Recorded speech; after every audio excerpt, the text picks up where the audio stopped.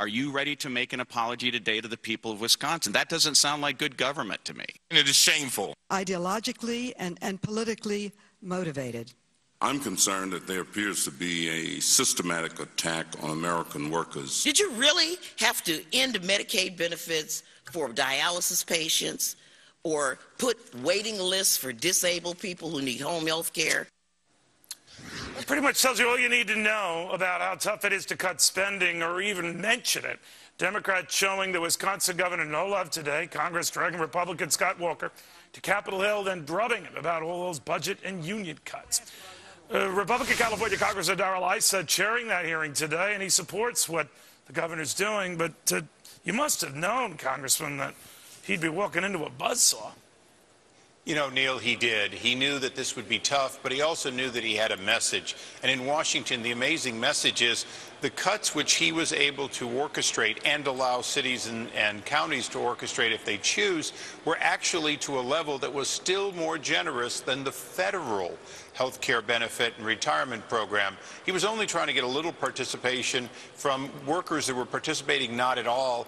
And so, you know, he was ready for the fact he was going to be run through a meat grinder. But I think we got a lot of facts out about solvency and the real responsibility of governors. Both governors said that it wasn't a choice to balance their budget. It was a responsibility. But one was doing it. The other was sort of kicking the can down the road with promises and tax increases. You know, it's as if people were talking right past each other, Chairman. And I'm wondering now if a governor who in this case is he's not trying to kill union workers. He's not trying to, you know, put them to sleep. He's just trying to rein in benefits, compensation costs, the kind of things that are choking his state and so many others. If I were a governor in one of these other states looking at doing the same, I might just say, boy, I don't know if it's worth it. Well, Congressman Braley and a few others decided to get personal, make personal accusations, ask inappropriate questions. But most of the members on both sides of the aisle stuck to the questions of, you know, what does this do? How is it financially responsible? You know, obviously the union aspect of it was defended by Democrats, but to a certain extent, a lot of people took their time to also ask the Vermont governor, Shumlin,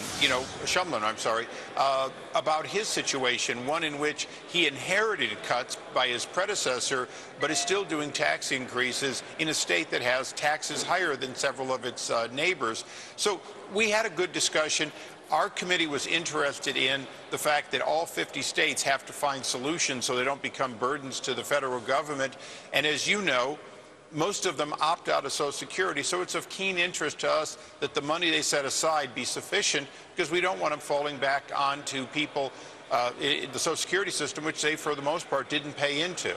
You know what worries me, though, Congressman? Just the tone. I know we hear a lot about it, but what's to compel a Republican or a Democrat to be brave, take on these type of issues, spell out the math, the reality, whether you want to say it's public union workers or you want to say it's entitlements, and they're just going to rip you a new one. You know what you're in for, and you know the soundbite strategy. You're killing grandma, you're going after grandpa, our kids are going to starve. I had a congresswoman today essentially saying that, you know, kids are going to go to school hungry because of what we're doing. And on we go. How do we ever proceed past that? Well, you know, to a certain extent, when I was in college decades ago, they taught us that form of sophistry, augmentum ad hominem, if I got the pronunciation right, was effective but disingenuous. It's going to go on. One of the important things, when you look at Governor Walker, this is a man who has stood for balancing the budget when he was a county executive, and he won re-election by ever greater numbers. Now he's come to be governor. He's doing the same thing that Mitch Daniel did, like 2006, that made him wildly unpopular, but ultimately led to him becoming popular and being re-elected. You do the right thing, and you do it early.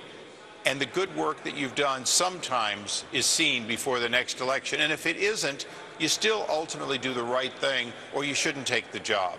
Well, I admire if you're having the hearing, though, but if you ever invited me to a hearing, seeing what you had to deal with today, I would just say no, I'll take a pass. But Congressman, seriously, very good having you. Thank you, and come anytime. We'll swear you in. Or just swear at me. All right, well, thank you, Congressman. Well, meanwhile, it passed, but man, oh man.